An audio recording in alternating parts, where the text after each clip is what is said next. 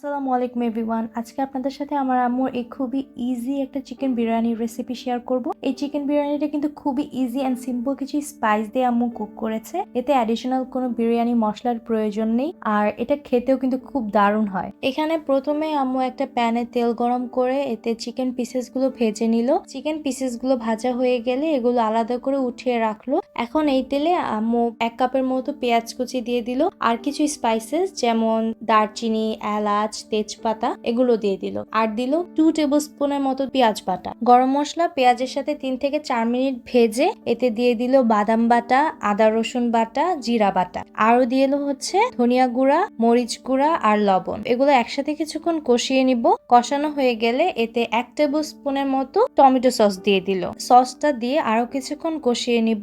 এখন ভেজে রাখা চিকেন গুলো আর আম্মু আগে থেকে ভেজে রেখেছিল আলু, সেগুলো দিয়ে দিল। এখন এতে ফেটে রাখা টক দই দিয়ে দিব, আর সাথে আমরা 1 টেবিল স্পুনের মতো গুঁড়া দুধ দিয়ে দিব, আর দিয়ে দিব 1/3 কাপ পরিমাণ পানি।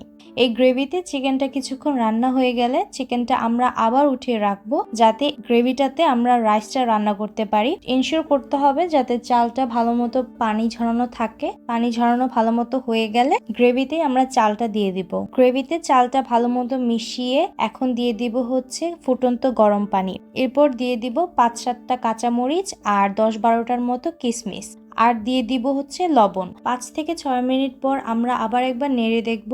আর এর মাঝে আম্মু কিছু পেঁয়াজ বেরেস্তা করে নিয়েছিল, সেগুলোতে 1 চামচ পরিমাণ চিনি মিশিয়ে নিব।